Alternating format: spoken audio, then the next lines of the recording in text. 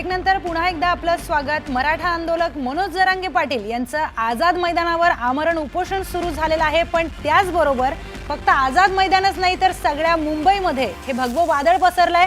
आपण मॅजिक वॉलच्या माध्यमातून बघूयात की कशा पद्धतीने या सगळ्या मुंबईमध्ये मराठ्यांचं भगवं वादळ पसरलेलं आहे आणि कुठे कुठे हे मराठा आंदोलक मुंबईमध्ये आत एंट्री करण्याचा त्यांनी प्रयत्न केलेला आहे। दोन सगळ्यात प्रमुख मार्ग आहेत, एक म्हणजे ईस्टर्न फ्रीवे वरून मराठा आंदोलकांनी मुंबईमध्ये प्रवेश करण्याचा प्रयत्न केलेला आहे आणि दुसरं म्हणजे अटल सेतू आपण बघतोय। मॅपच्या माध्यमातून समजून घेऊयात। अटल सेतूच्या माध्यमातून हे जे सगळीकडे जो रेड कलर दिसतोय, लाल कलर दिसतोय, हा सगळा ट्रॅफिक जामचा सगळा कलर आपल्याला दिसून येतोय। सगळा हा जो अटल पूल आहे सगळा तो जाम झालेला आहे आणि त्याचबरोबर ईस्टर्न फ्रीवे आपण बघू शकतो त्याच्याकडे सगळी रेड मार्किंग झालेली आहे।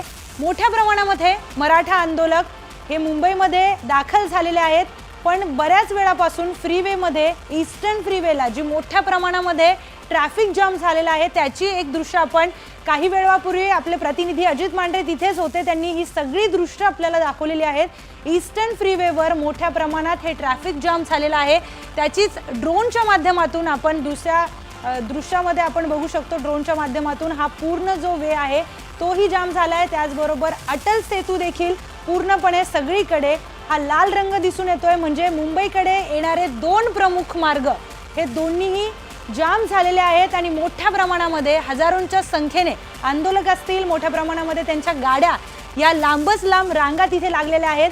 पुढे जर आपण बघितलं मोठ्या प्रमाणामध्ये मराठ्यांचं हे जे वादळ आहे ते अरबी समुद्राकडे धडकलेलं आहे। त्याचं कारण म्हणजे माझगाव डोकपर्यंत सगळीकडे हा जो लाल रंग आहे तो दिसून येतोय। लाल रंग दर्शवतोय की मोठ्या प्रमाणात हे सगळं ट्रॅफिक जाम झालेलं आहे।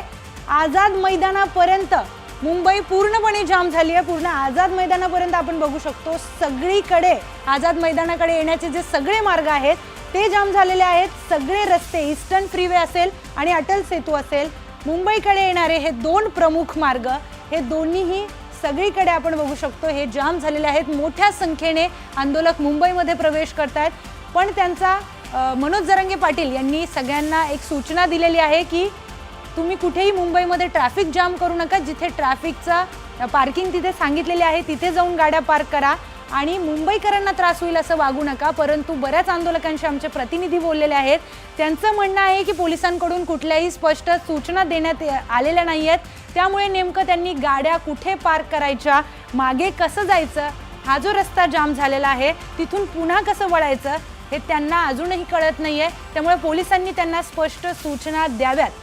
सगळे अपडेट्स बघणार आहोत, तुर्तास एक छोटासा ब्रेक।